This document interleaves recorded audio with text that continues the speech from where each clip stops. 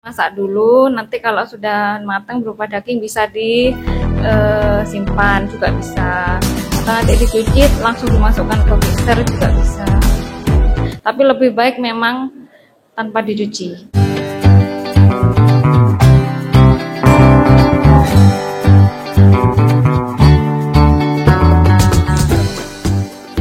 Materi selanjutnya akan disampaikan oleh BDI Jember kaitannya dengan materi manajemen kurban. Insya Allah nanti bermanfaat untuk kita. Kepada beliau waktu dan tempat dipersilakan. Assalamualaikum warahmatullahi wabarakatuh. Yang terhormat seluruh undangan, yang terhormat Bapak Puput Rijalu, Ketua PDHI Jatim 7, yang terhormat juga dari panitia serta Lazismu yang telah mempersiapkan acara ini. Terima kasih yang sebesar-besarnya karena telah memberikan waktu untuk kita berbagi ilmu di sini. Nah, saya di sini akan menjelaskan beberapa tentang manajemen kurban, Pak. Tapi saya yakin, insya Allah Bapak-Bapak sudah paham sebenarnya. Cuma kita saling melengkapi aja. Kalau saya ada yang kurang, monggo kita saling mengingatkan. Di sini langsung saja, Mas.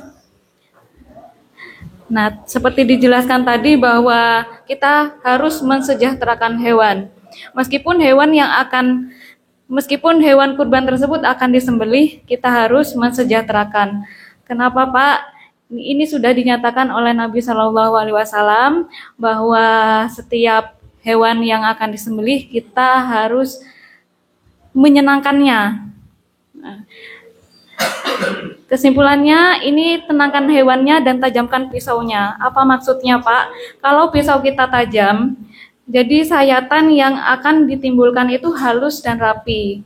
Nah, kenapa kok bisa menyenangkan hewannya? Karena akan sedikit merusak sel-sel sarafnya, merusak sebagian kecil dari jaringan-jaringan saraf.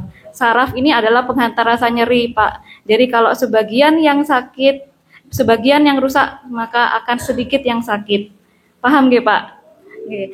Kecuali kalau misalnya, contohnya, pisaunya tidak tajam. Jadi pisaunya maju mundur, itu akan menyebabkan kerusakan pada jaringan serta jaringan-jaringan yang ada dalam otot yang lainnya, termasuk saluran-saluran saraf. Itu yang akan menimbulkan rasa nyeri dan kesakitan. Jika satu kali sayap mampu memutus 3 saluran, maka akan menyenangkan hewannya dengan mengurangi rasa sakitnya. Lanjut, Mas. Seperti yang dijelaskan dengan Dr. Devi tadi bahwa kita harus melakukan 5 prinsip keserawan. Kalau di hewan itu kesejahteraan hewan, Pak. Mungkin sama halnya di manusia, pri kemanusiaan. Nah, tapi kalau di hewan bukan pri kehewanan ya, Pak ya, tapi kesejahteraan hewan. Ada meliputi rasa bebas dari rasa haus dan lapar, makanya kita beri makan dulu walaupun akan disembelih, jadi secukupnya saja. Kemudian bebas dari rasa tidak nyaman, rasa sakit, lanjut, bebas dari rasa takut, dan yang terakhir bebas untuk mengekspresikan perilaku alamiah. Jadi hewan ini termasuk sapi, domba, kambing, itu adalah hewan-hewan sosial, jadi suka berkerumun, tidak sendirian, Pak. Itu akan lebih bebas mengekspresikan perilaku ternaknya. Jadi sebelum disembelih jangan yang satu di pojok sana, yang satu di pojok sini. Jadi dikumpulkan. Lanjut, Pak.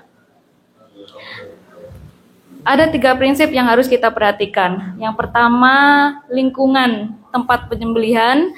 Yang kedua adalah peralatan yang sesuai. Yang ketiga adalah petugas yang berkompetensi. Di sini kita tahu bahwa lingkungan harus luas, jangan pilih tempat yang sempit. Nah, tempat untuk manajemen, meletakkan dagingnya setelah hewan disembelih, tempat untuk membuang limbahnya juga harus diperhatikan. Nah, mengenai petugas ini juga harus memiliki keilmuan sehingga nantinya tidak bagi konsumsi ya Pak ya. Jadi nanti petugasnya harus petugas yang sudah dilatih tentunya. Nah, baik segi ilmu dan prakteknya. Kemudian peralatan. Peralatan harus disiapkan seperti misalnya pisau. Pisau untuk sembelih atau pisau yang untuk mencacah daging harus dipisahkan. Lanjut. Nah, ini ada tempat untuk menurunkan sapinya, jadi harus halaman yang luas. Lanjut, Mak.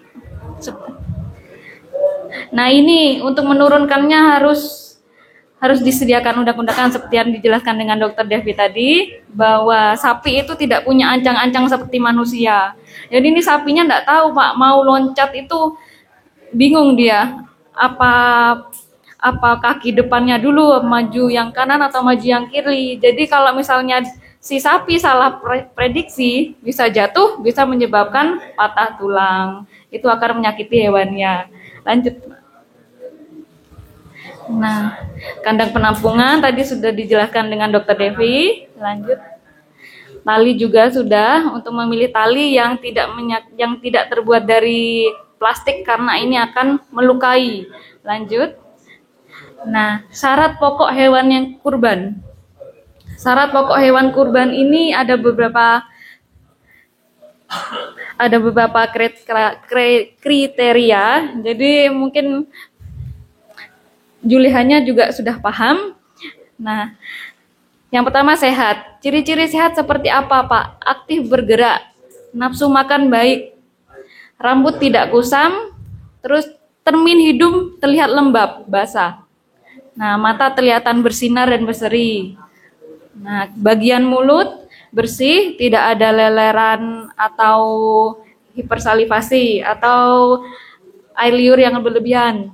Terus bagian hidung tidak ada lendir atau misalnya sapinya pilek gitu, tidak ada, jadi tidak sakit. Kemudian bagian anus bersih, jadi tidak mencret. Itu adalah ciri-ciri sapi yang sehat. Lanjut.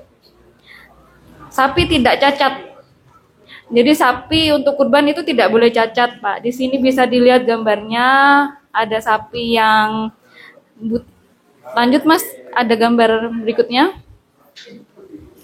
Nah, ini contoh sapi cacat. Jadi bagian buah zakarnya atau testisnya itu hanya satu. Jadi kita harus teliti, tidak asal menggantung, oh ya jantan. Jadi kita harus perhatikan bahwa ada 2 buah zakar di sana. Kalau hanya satu berarti dia cacat. Oke. Lanjut. Monggo dipegang, diraba, diterawang, monggo. Terus lanjut, Pak. Nah, di sini diperhatikan juga sapi, kambing, domba buta. Itu termasuk hewan yang cacat. Bagian tanduk mungkin ada yang tidak sempurna tumbuhnya. Itu juga bisa termasuk bagian cacat. Bagian mulut ada luka, itu termasuk penyakit. Lanjut, Pak. Jadi syarat hewan kurban ini ada 3 kriteria, Pak. Yang pertama yang harus diprioritaskan itu adalah yang telah berganti gigi atau yang dalam Islam kita sebut dengan musinah. Nah, pilihan keduanya kalau sudah tidak ada lagi sapi yang termasuk musinah, kita bisa pilih yang stania. Nah, ini yang sekiranya sudah umur 1 tahun. Kambing masuk tahun kedua dan sapi masuk tahun ketiga. Dan apabila tidak ada lagi ternak yang memiliki kriteria kedua ini, kita bisa pilih dengan pilihan yang terakhir, yaitu jadzaah. Nah, ini adalah kambing ekor gemuk yang sudah umurnya 6 bulan. Lanjut. Nah, ini kita bisa lihat bagaimana ciri-cirinya kalau umur sapi, ini kambing nih. Bisa dilihat dari giginya. Jadi giginya sudah tanggal, Pak. Kalau masih belum, itu umurnya di bawah 1 tahun. Kalau sudah ada yang tanggal, satu bagian depan seperti yang ditunjuk pada panah di gambar, itu sudah 1 tahun. Kalau sudah lengkap gigi tanggalnya 2, maksudnya tanggal lepas ya Pak ya, sudah ganti gigi yang baru, itu umurnya, poel. Jadi umurnya sudah 1,5 tahun, itu memenuhi syarat untuk sebagai hewan kurban. Lanjut, Pak. Nah, di sapi seperti ini, kurang lebih juga sama 1,5 tahun kalau giginya sudah koel di depan. Nah, lanjut Pak. Maksudnya tidak produktif, jadi sudah beranak lebih dari 6 kali misalnya, boleh disembelih. Jangan pilih sapi betina yang masih perawan, Pak.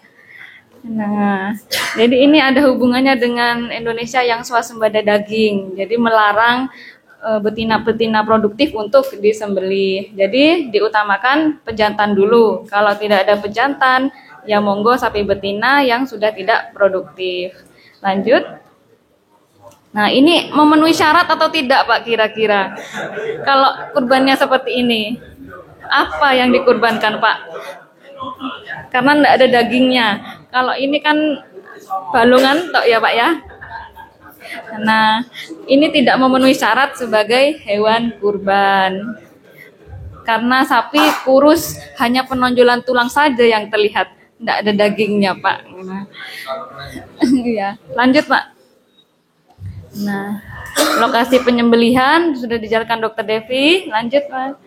Nah, seperti ini gambaran contohnya. Jadi diberi sekat antara hewan yang masih persiapan ngantri mau disembelih dengan tempat-tempat yang sudah dipersiapkan untuk penyembelihan daging, pembungkusan daging atau cacahan daging, itu dibedakan.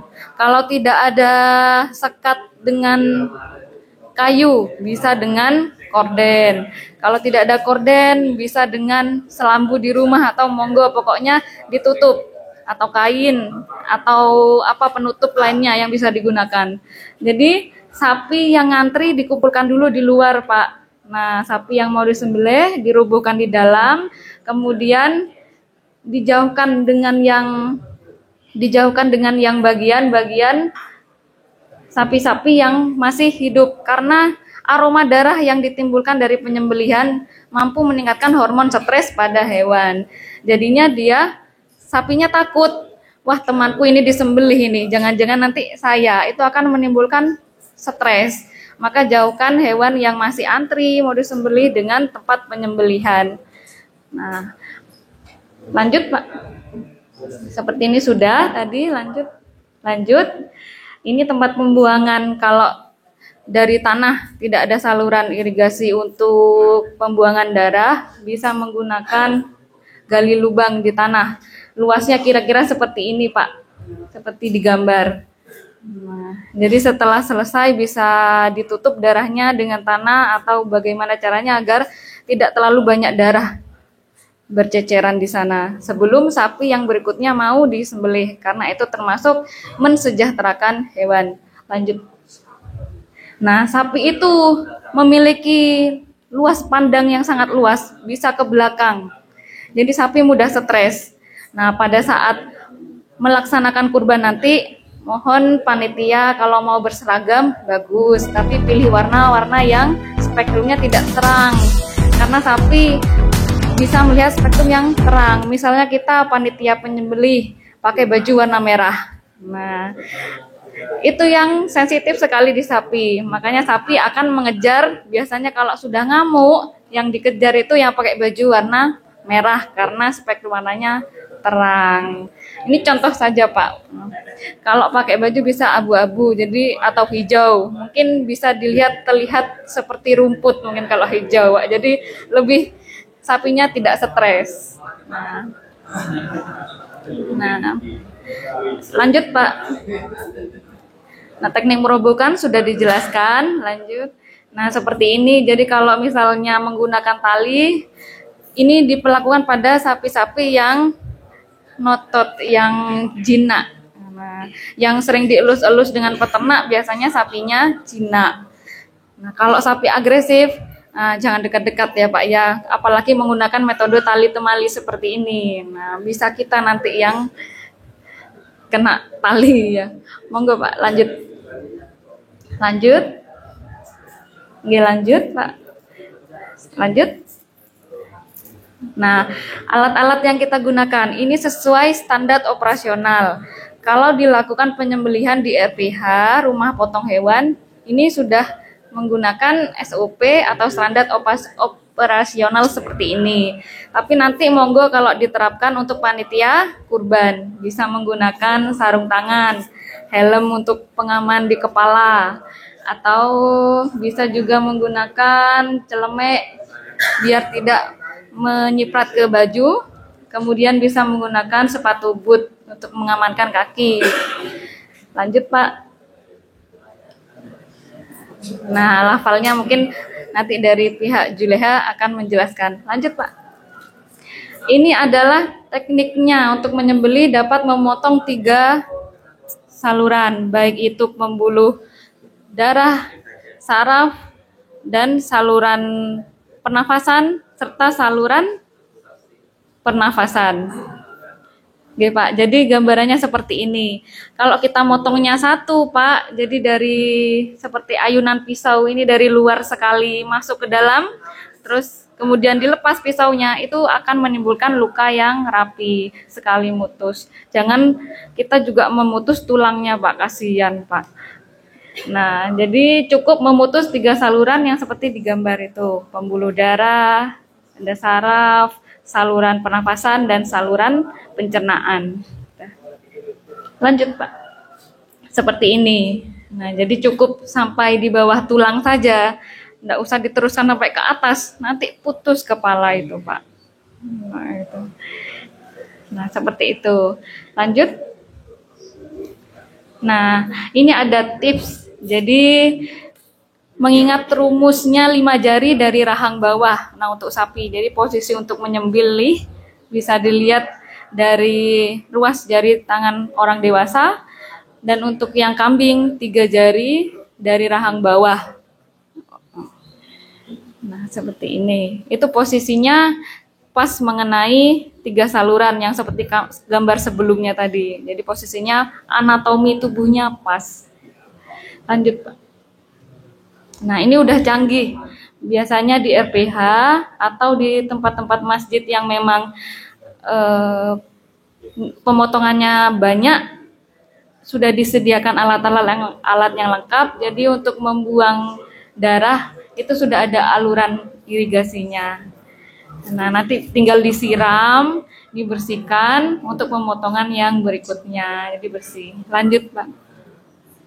Jadi untuk melakukan penyembelihan kurban ini tidak perlulah kita melakukan ritual-ritual seperti ternaknya disiram air kembang, itu juga tidak saya sarankan atau tidak disarankan. Memang tindakan-tindakan yang sebaiknya dihindari.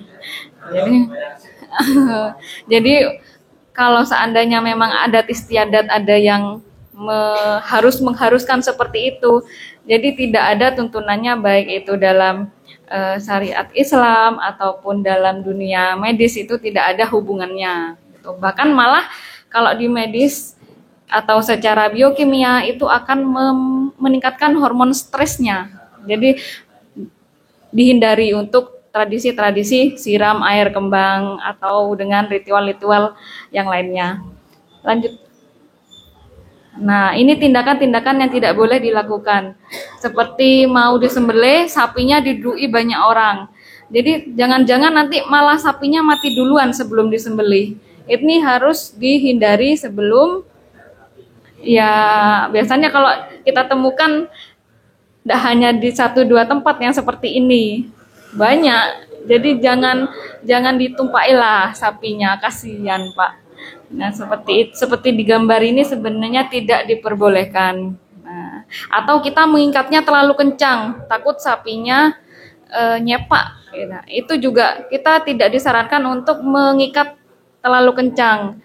Ditakutkan nanti sapinya mati duluan karena saking kuatnya kita mengikat. Nah, itu kan haram Pak jadinya, tidak thayyib ya, tidak halal. Lanjut Pak. Nah, seperti ini sudah disediakan tempat. Nah, kalau misalnya di masjid atau di tempat-tempat luar RPH, jika disediakan tempat penyembelihan ini, enak Pak. Jadi, tidak usah gali lubang lagi untuk kurban-kurban tahun-tahun ke depannya. Jadi, karena sudah disediakan tempat, sudah ada aliran pembuangannya. Nah, seperti di gambar ini. Lanjut. Lanjut, sudah dijelaskan Dokter Devi. Nah, sekarang bagaimana kita menangani dagingnya? Intinya Pak, dalam menangani daging kita harus menerapkan kebersihan. Nah, lanjut. Karena ada kehidupan bakteri di dalam daging. Seperti yang dijelaskan Dokter Devi tadi. Nah, dalam 15 menit berapa banyak bakteri yang mampu membelah diri di dalam daging. Makanya prosesnya akan cepat membusuk karena bakteri itu 1 menit saja sudah bisa berbelah menjadi ribuan. Bagaimana kalau bakterinya banyak? Nah, lanjut Pak.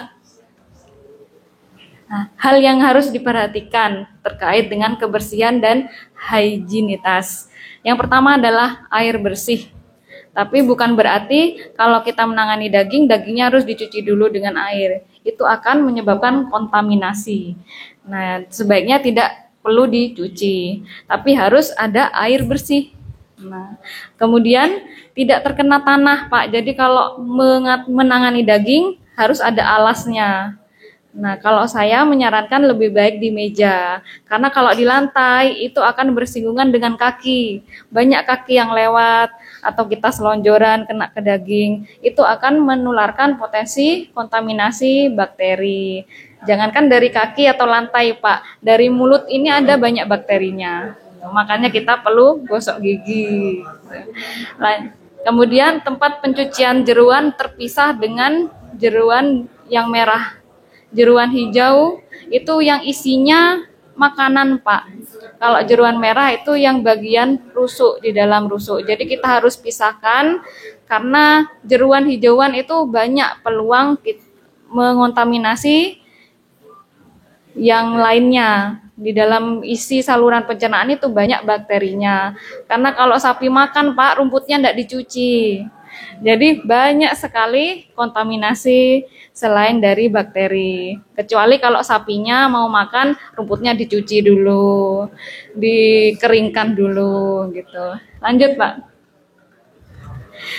Nah, ini jeruan merah dipisahkan dengan jeruan hijau.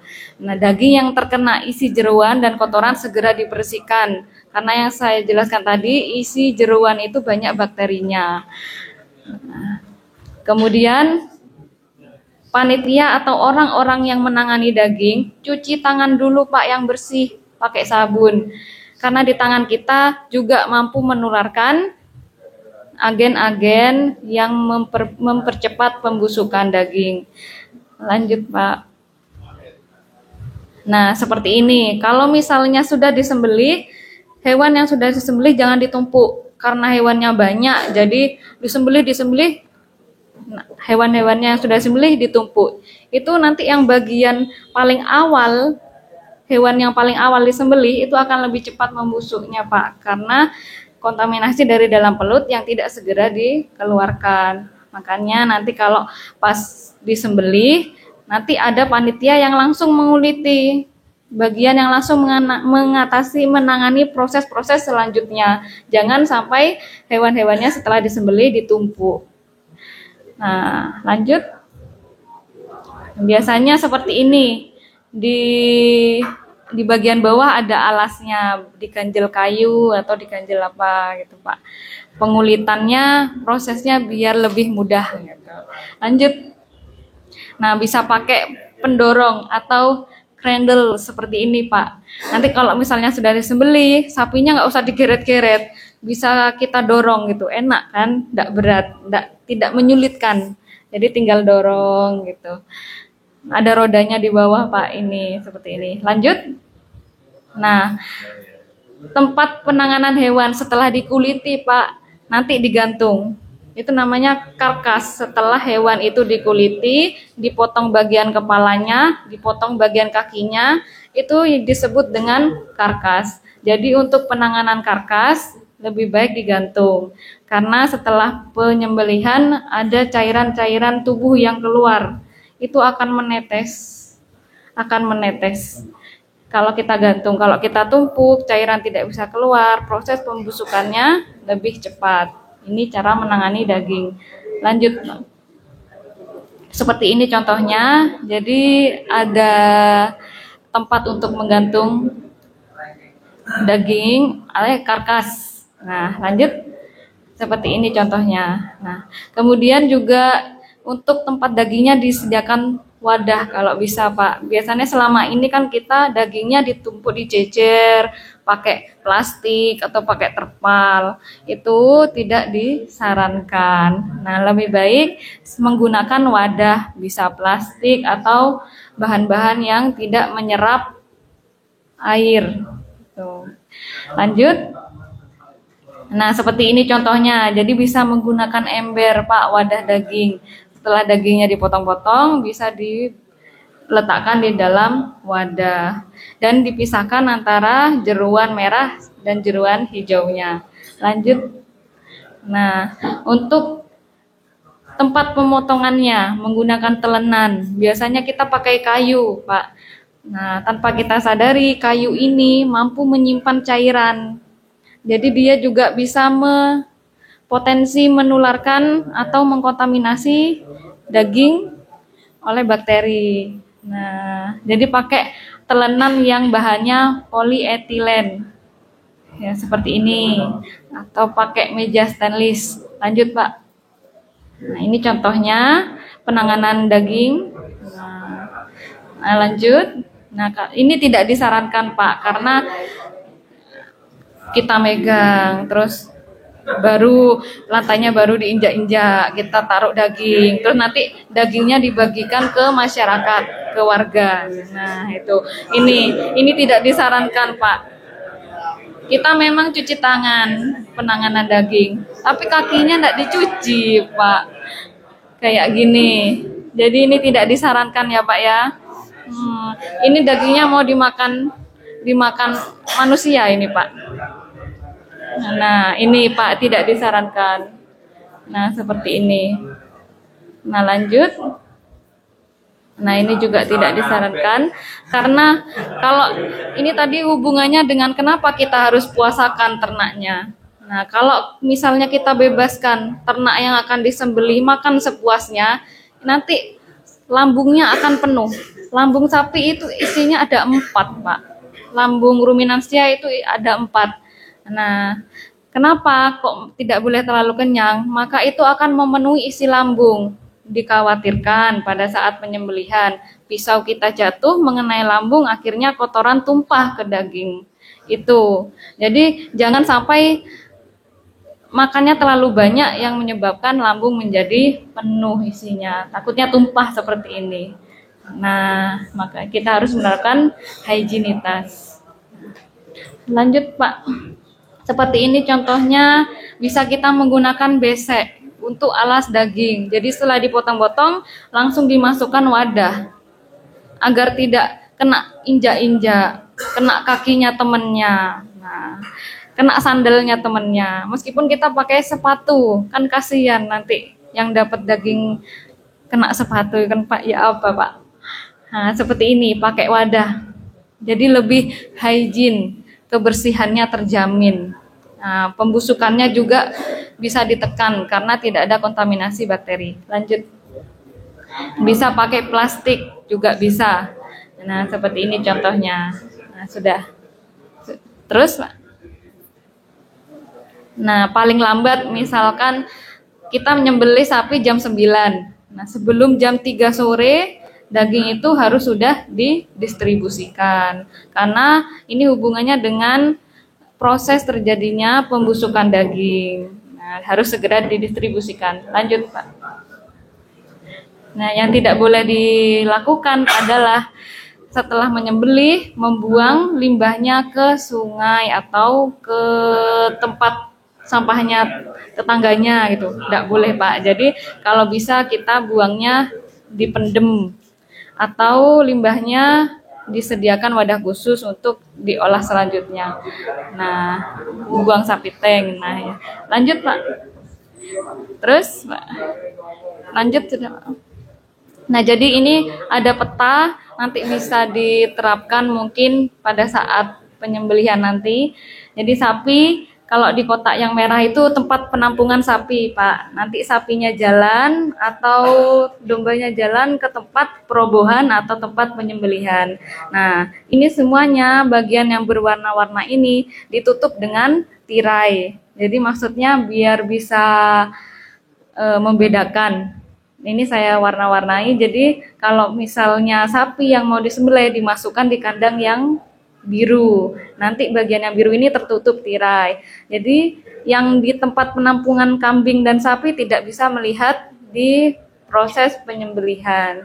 Nah, kemudian setelah disembelih ke arah atas bisa ke panitia selanjutnya, petugas selanjutnya untuk dikuliti. Tadi kuliti nanti dipotong dan sampai ke proses yang dimasukkan ke wadah-wadah itu bisa diikuti alur panahnya ini, Pak. Nah, sampun ya Pak, ini untuk yang kurban. Untuk yang PMK lanjut PPT selanjutnya.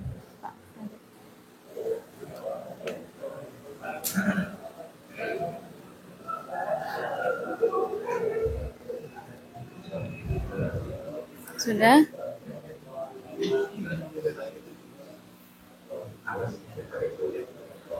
Nah, lanjut. Nah, sebenarnya penyakit PMK ini sudah ada sejak tahun 1887, Pak. Jadi ini mewabah di Pulau Jawa. Kita selama 3 tahun di Pulau Jawa itu sedang tinggi-tingginya kasus PMK. Nah, kami menanggulangi dengan cara melakukan vaksinasi massal pada ternak yang terdampak wabah PMK ini, Pak. Jadi selama 3 tahun setelah dilakukan proses vaksinasi, pada tahun 1990 itu dinyatakan bebas PMK. Tapi sampai saat ini sudah mulai bermunculan lagi, Pak.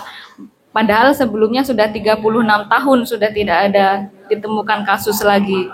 Nah, sampai akhirnya lanjut saat ini Kementerian Pertanian menyatakan bahwa di Pulau Jawa, yaitu di Jawa Timur dan di Aceh dinyatakan wabah PMK karena kasusnya sudah banyak bermunculan di Jawa Timur, khususnya di Jember sendiri sudah ada yang positif PMK. Lanjut. Nah, PMK ini disebabkan dari virus. Tetapi virus ini tidak menular ke manusia. Jadi jenengan tidak perlu khawatir karena virus-virus PMK ini tidak menular ke manusia.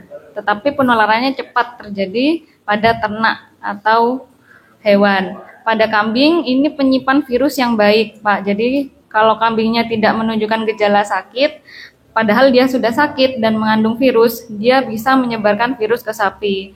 Dan walaupun yang lebih awal terinfeksi itu adalah kambing, tapi sapinya yang ketularan, sakitnya itu lebih gampang menunjukkan gejala.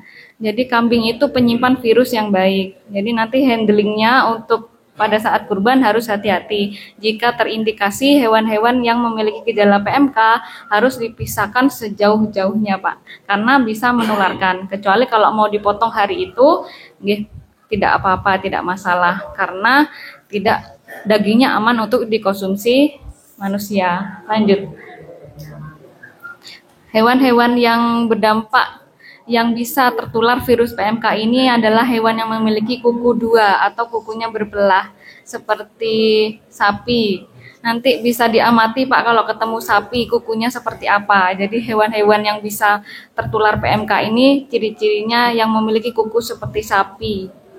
Terus kambing, domba, rusa, dan babi. Lanjut, Pak. Nah, seperti ini. Jadi 3 ciri PMK ini bisa diamati dari 3 bagian. Yang paling menciri biasanya suhunya panas. Karena suhunya panas, dia akan mengeluarkan air liur yang berlebihan, hipersalivasi. Nah, selain itu juga biasanya air liurnya berbusa. Karena bagian dalam mulut, gusi, baik itu lidah atau dinding-dinding bagian dalam mulut, itu luka seperti sariawan. Dan bila tidak diobati segera atau diminimalisir dengan pengobatan akan menyebabkan lukanya semakin lebar. Kalau sudah lukanya lebar, ternaknya tidak mau makan, Pak. Jadi sebenarnya nutrisi itu harus masuk, tapi karena tidak mau makan, kondisinya akan drop sehingga bisa menyebabkan kematian. Kemudian selain itu juga ada lesi pada kuku. Lesi itu adalah luka, Pak. Awalnya lukanya kecil, terus lama-lama melebar, bahkan bagian kukunya, kokotnya itu ada yang lepas. Nah, kalau sudah lepas, sapi tidak mampu untuk menahan tubuhnya. Jadi daripada dia berdiri, lebih baik dia rebahan tidur. Nah, kondisi yang rebahan terlalu lama maka bisa menyebabkan manifestasi penyakit yang lainnya seperti kembung. Kalau sapi sudah kembung, Pak, biasanya cepat matinya. Lanjut. Seperti ini gambarnya. Jadi luka sariawannya seperti ini.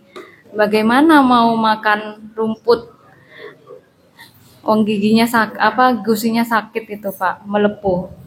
Seperti itu contohnya. Gambarnya seperti ini, ciri-ciri kurang lebihnya bisa diamati. Bagian mulut ada luka, lidah juga ada luka, bagian kukunya juga melepuh, ada luka. Seperti ini ciri khasnya penyakit PMK. Baik itu sapi, domba, atau kambing. Nah, saat ini di Jember kasusnya paling banyak di sapi. Kalau kambing insya Allah masih bisa lebih tahan. Lanjut. Nah, apabila nanti ada ternak yang memiliki ciri-ciri PMK, segera laporkan ke petugas kesehatan hewan untuk ditangani lebih lanjut. Lanjut, Pak.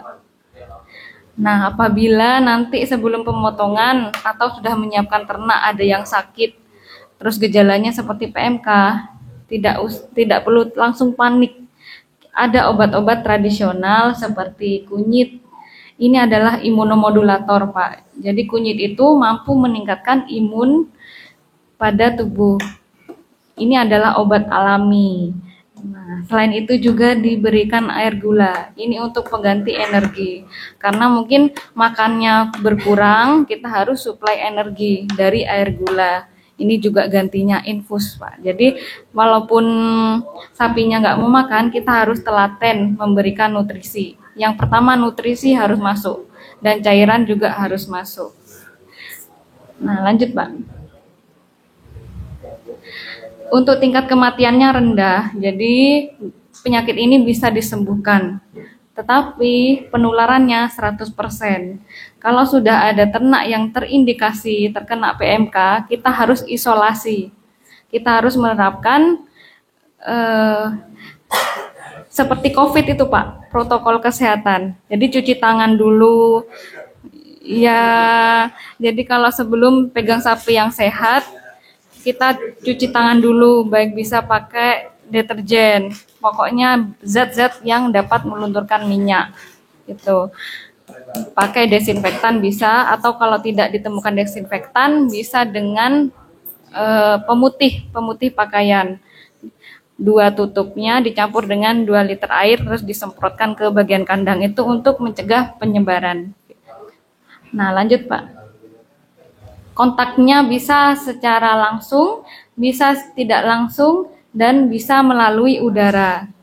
Nah, jadi kalau tidak langsung ini yang bahaya, Pak. Jadi misalnya kita baru memberikan makan atau memberikan minum sapi yang sakit, kemudian tempat minumnya digunakan untuk sapi yang sehat lainnya. Itu juga bisa menularkan penyakit PMK ini. Atau kita baru membersihkan kotoran di lantai kandang dengan sepatu boot.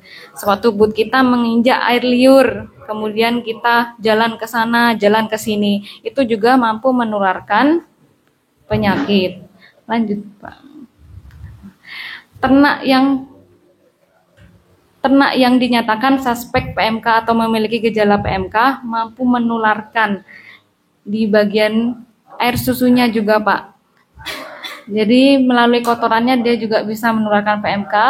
Bagian luka atau darah yang keluar dari kakinya, bagian mulut atau air liur yang keluar dari mulutnya, kemudian kalau misalnya ada cairan yang dia bersinkan, itu juga bisa menularkan PMK. Nah, menurut Menteri Pertanian Syahrul Yassin Limpo menyatakan bahwa penyakit PMK ini dagingnya aman dikonsumsi. Nah, ada beberapa yang perlu diperhatikan bahwa kalau ada indikasi hewan yang terkena PMK, bagian mulutnya yang ada lukanya dibuang, tidak bisa dikonsumsi. Bagian jeroannya dibuang dan bagian kokot-kokotnya dibuang. Jadi yang senang kikil jangan eman-eman. Jadi bagian itu dibuang. Tetap dagingnya bisa dan aman untuk dikonsumsi. Lanjut, Pak. Nah, pencegahannya yang perlu dilakukan untuk PMK ini, Pak, cegah kontak langsung dengan hewan yang sakit dengan virusnya. Kemudian cegah infeksi sekunder. Misalnya, kalau ada luka di kakinya, dibiarkan saja. Nanti akan timbul laler, biasanya ada belatungnya lukanya. Kita harus mencegah infeksi sekunder yang ditimbulkan. Kemudian untuk menjaga ternaknya bisa disuntik kesehatan. Lanjut, Pak. Nah, dilakukan desinfeksi baik itu alat atau kandang. Itu untuk cara pencegahannya. Dekontaminasi bisa disemprot dengan desinfektan atau alat-alatnya dibakar. Jadi misal ada tempat pakannya sekali pakai langsung buang, bisa dibakar gitu, Pak. Lanjut. Nah, ini contohnya penyemprotan di bagian kandang. Kandangnya dibersihkan dulu baru diberi desinfektan. Nah, alat angkut ternak juga perlu diperhatikan karena sebagai tempat untuk penularan virus. Lanjut, Pak. Kita bisa menggunakan ini sebagai pengganti desinfektan karena desinfektan harganya mahal. Kita bisa menggunakan Biclean, Wipol, dan bahan-bahan yang lainnya yang ada di rumah. Lanjut, Pak. Sekian. Mungkin ada yang perlu dibahas atau kita diskusikan, monggo, Pak. Kaitan dengan PMK itu, kan ada beberapa lokasi-lokasi yang rawan dengan PMK. Kita sebagai manusia itu akan mencari sapi-sapi di mana yang bebas dari PMK. Kalau misalnya di Jemberan, jadi itu kategori sekian persen untuk PMK-nya atau di pasar-pasar yang lain atau di sebuah peternakan. Biasanya kalau seperti itu di peternakan yang khusus menangani sapi itu lebih rawan dengan PMK. Nah, ini solusinya bagaimana kemudian tindakan selanjutnya, apakah nanti panitia, saya berpikirnya biasanya 1 bulan sebelum pelaksanaan itu kita sudah mulai mencari sapi, tapi kami mencoba untuk membatasi dulu, mungkin 1 minggu sebelum hari-harinya mencari sapi karena tingkat penularan itu cepat dan itu juga menimbulkan kematian pada hewan. Mohon untuk Jadi, Pak, untuk mengatasi itu kita harus menjaga lalu lintas ternaknya. Jadi kita misal mau mendirikan tempat penyembelihan hewan kurban.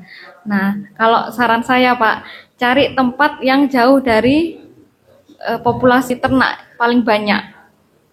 Jadi untuk mencegah penularan atau kontak dengan hewan yang lainnya. Nah, cari ternak yang masih di zona-zona hijau. Jadi kasus PMK-nya tidak ada. Nah, setelah nanti ada PMK, nah itu jenengan segera lapor. Kalau jauh-jauh hari ternyata sudah ada ternak yang disiapkan untuk kurban, terus kemudian ada gejala PMK, mohon segera lapor karena ini bisa disembuhkan kalau segera ditangani. Jadi jangan dikumpulkan dulu, Pak. Jadi tetap di kandang itu dulu, nanti sambil pencegahan, sambil diamati ternaknya, takutnya ada gejala PMK. Nah, itu saja, Pak, sebenarnya. Membatasi kontak langsung dengan hewan yang lainnya. Saya yakin kalau sapi itu memang asalnya dari sana, tidak ada kontak dengan sapi baru atau kita kontak dengan sapi yang lainnya, kemungkinan virus PMK itu tidak ada, Pak. Kebanyakan yang menularkan PMK itu dari pedagang. Nah, misalnya baru beli dari pasar hewan mana, kemudian dibawa kemana, sedangkan di kandang itu ada ternak yang lainnya, maka ternak yang lainnya tidak cuma satu yang sakit, Pak, semuanya sakit. Semuanya sakit. Maka untuk mengantisipasi adanya penyakit PMK ini, kita harus membatasi yang pertama lalu lintas ternak, kemudian ternaknya jangan kontak dengan ternak yang lainnya, terus cari tempat pemotongan kurban yang jauh dari populasi yang banyak ternaknya. Jadi antisipasinya itu segera lapor jika memang sudah beli hewan kurban tapi ini ada gejala PMK, bisa diobati penyakitnya tapi tetap harus telaten perawatannya. Itu aja. Sudah, Pak. Terima kasih. Yang ingin saya tanyakan ini terkait dengan ketika tadi dijelaskan masalah distribusi daging. Yang pertama itu apakah ketika daging misalkan kita ingin mendistribusikan ke penerima, apakah itu bisa dicampur dengan jeroan yang merah, terutama kalau jeroan itu misalkan dibuang. Kalau yang merah itu bisa digabungkan dalam pendistribusian. Yang pertama, kemudian yang kedua, ini juga sangat penting kita memperhitungkan berapa sih hasil dari seekor baik kambing maupun sapi, misalkan berapa persen sih keluarnya daging, misalkan dari taruhlah sapi 3 kintal gitu. Berapa sih akan keluar daging nasi misalnya. Terima kasih. Oke, Pak, untuk pendistribusian daging, jadi bisa dicampur asalkan nanti setelah dipotong-potong, ini motong. Nah, daging, jeruan merah, jeruan hijau dicampur langsung diberikan, tidak masalah. Tetapi kalau masih menunggu waktu kurang lebih 5 jam, sebaiknya tidak dicampur, terutama dengan jeruan yang hijau. Karena jeruan yang hijau itu tempat menyimpan bakteri atau yang lainnya. Nah, kalau masalah ini, Pak, daging, sebenarnya saya enggak begitu paham. Kalau dengan tanya ke jagal, biasanya paham. Kalau menurut saya, sepengetahuan saya, dari hewan yang hidup itu mampu memperoleh daging sebanyak 40% bobot badannya. Nah, kalau itu makannya sehari-hari normal. Kalau dipuasakan bisa 50% berat daging, bisa 50% limbah yang dibuang termasuk isi jeroan. Tuh. Jadi untuk melihat sapi, misalnya sapi 10 kilo ini beratnya, yang gampangannya ini, Pak, 10 kilo. Jadi 40% itu kemungkinan daging yang didapatkan, 60% tulangan, isi jeroan, atau limbah yang lainnya. Tuh. Itu semua jadi sama ya, misalnya tadi liposin sama Bali. Untuk sapi insya Allah sama. Nah, untuk kambing mungkin lebih 50-50 yang saya ketahui itu. Jadi memang penting karena kita memperkirakan Dapatnya berapa? Bagi itu bisa. Oke. Ini kalau ilmu ini saya dapat dari jagal, Pak. Dari jagal, dari tempat potong hewan, tapi saya bukan jagal, Pak. Nah, terus untuk melihat bobot yang didapatkan, bobot daging yang didapatkan itu dari bobot badan sekitar 40%. Gitu. Jadi kita menghitungnya 40% itu.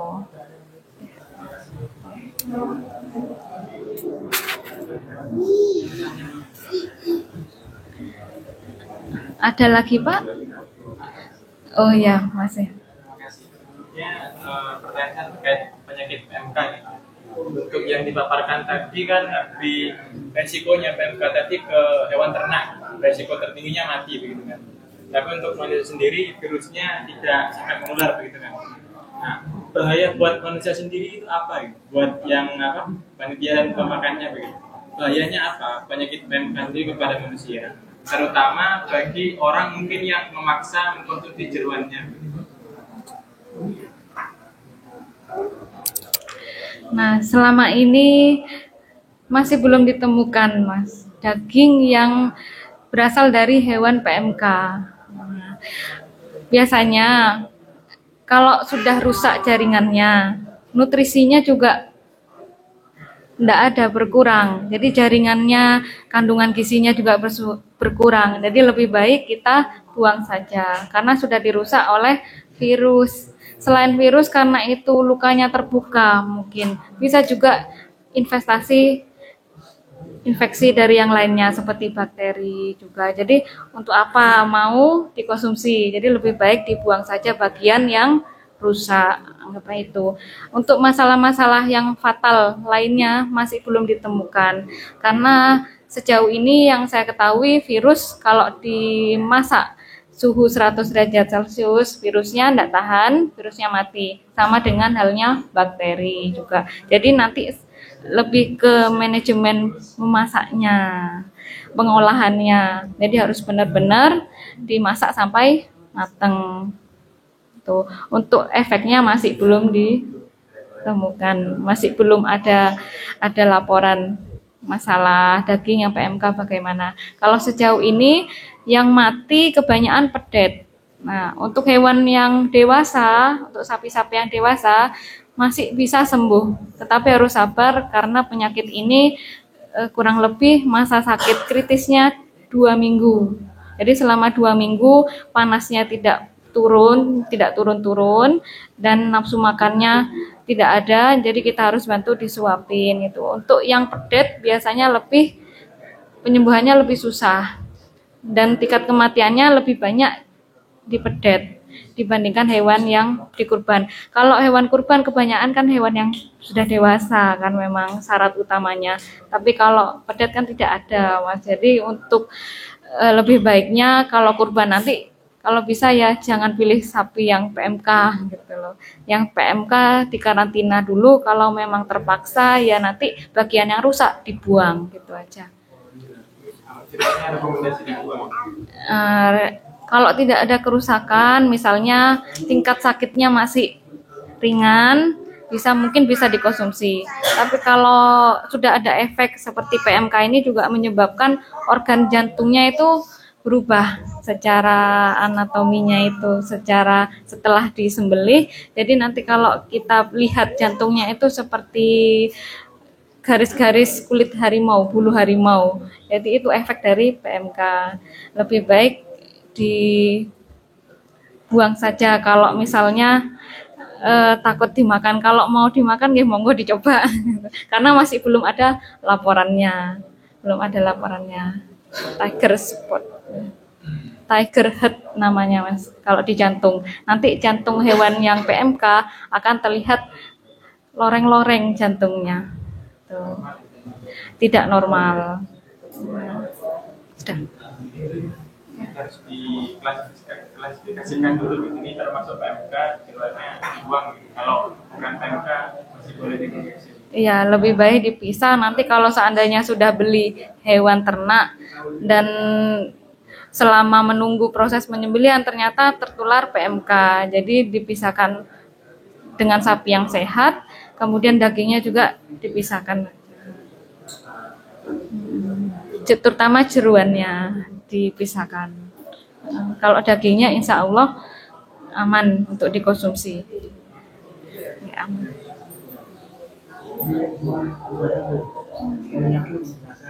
Bahwasanya ada hari-hari ini atau bulan ini banyak penyakit gitu ya. Kemudian kita sebagai kafir juga menerima sakit. Walaupun toh kalau di luar dulu itu sapi sebelum disintai dicap dulu gitu ya. Jadi diperiksa kesehatan. Tapi sekarang kan tidak. Asalkan beli sapi dari pasar langsung dibawa ke masing-masing tempat. Kan gitu ya. Kemudian tadi juga dijelaskan bahwa yang kena PMK itu jantungnya bisa lurih ya.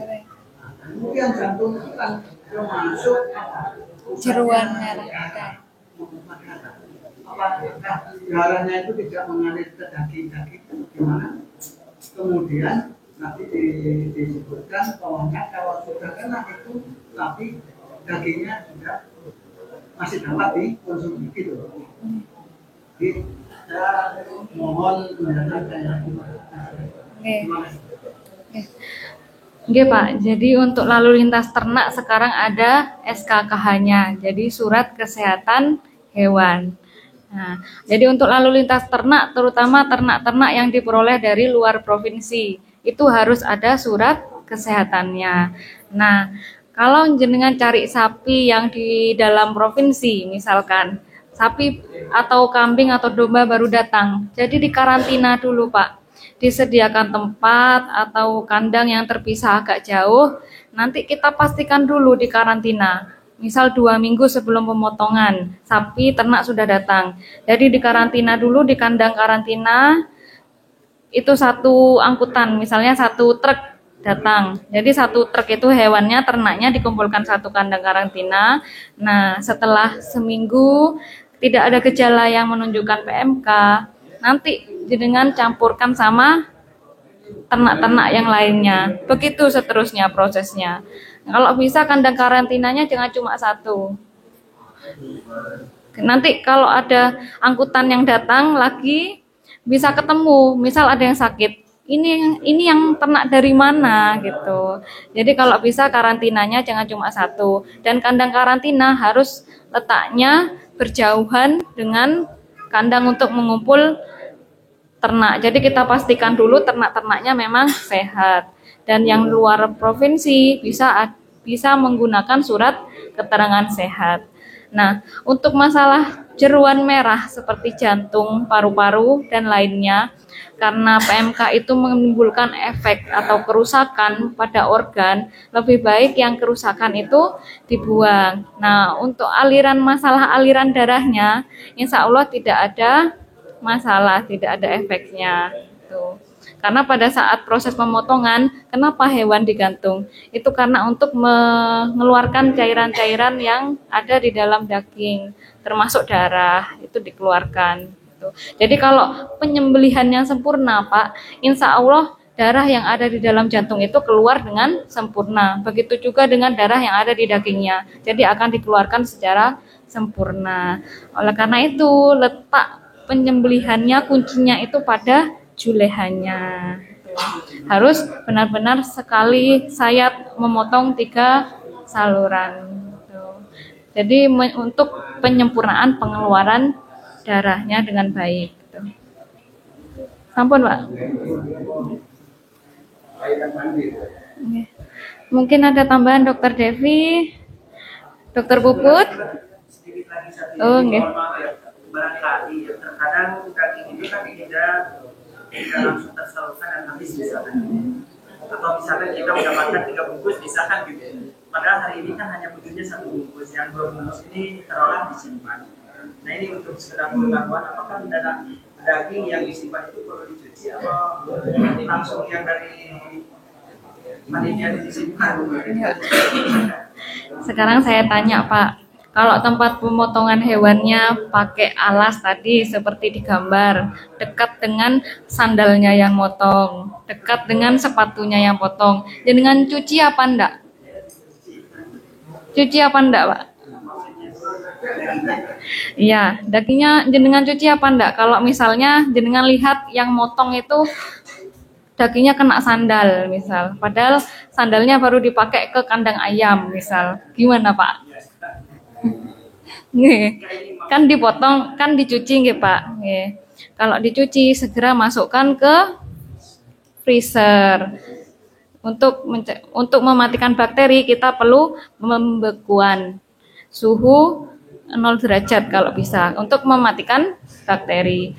Kalau misalnya tempat pemotongannya itu hygiene, kebersihannya terjamin. Misalkan dari digantung setelah dikuliti daging bersih tidak menyentuh tanah, kemudian setelah dikuliti di dagingnya diambil, langsung dimasukkan ke wadah, terus didistribusikan, tidak perlu dicuci, itu lebih bagus daripada motongnya tadi kena sandal, kena sepatu boot.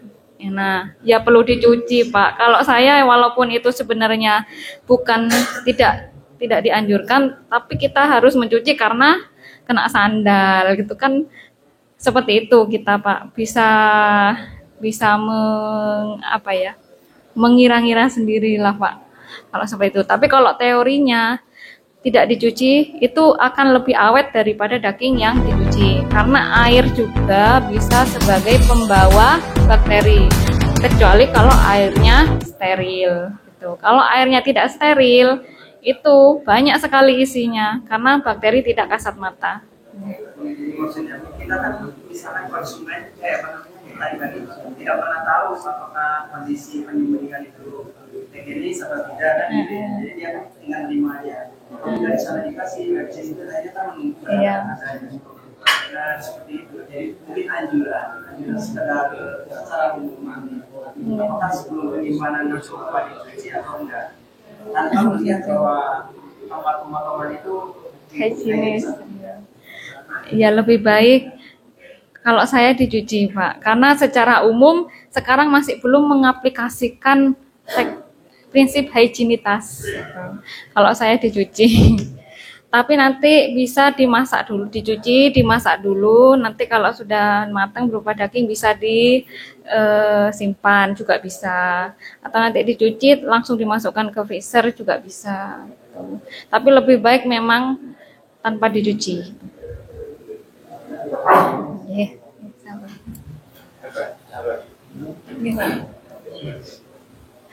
Terima kasih. Saya itu di tempat kami itu terbiasa kalau beli dari pasar itu karantina. Setelah di karantina itu yang penjaga atau yang kasih makan itu biasanya rumputnya atau jagungnya dikasih garam. Apakah air garam ada pengaruh untuk kesehatan? Kemudian yang kedua, untuk tingkat stres. Selain sapi stres itu melihat temannya di sini, apakah darah juga kalau kelihatan darah atau bau darah itu bisa stres juga? Nah, garam itu berupa mineral, Pak. Nah, kita manusia juga perlu mineral seperti garam beriodium untuk mencegah gondokan. Sama halnya seperti sapi. Jadi perlu tuh, gitu, Pak. Nah, yang kedua, darah itu ada aromanya. Nah, aroma yang ditimbulkan dari darah jika tercium hewan yang lainnya atau sapi yang lainnya itu bisa menghidupkan indera penciumannya, Pak. Indera penciuman itu berasal dari respon sarafnya. Jadi respon sarafnya itu diteruskan di otak akhirnya diolah. Timbullah dikeluarkanlah hormon-hormon pemicu stres. Makanya hal terkecil pun dari aroma itu juga menimbulkan stres. Sampun, Pak. Pak, mungkin kalau ada pertanyaan lanjutan bisa diskusi di bawah. Karena waktu yang mohon maaf berakhir.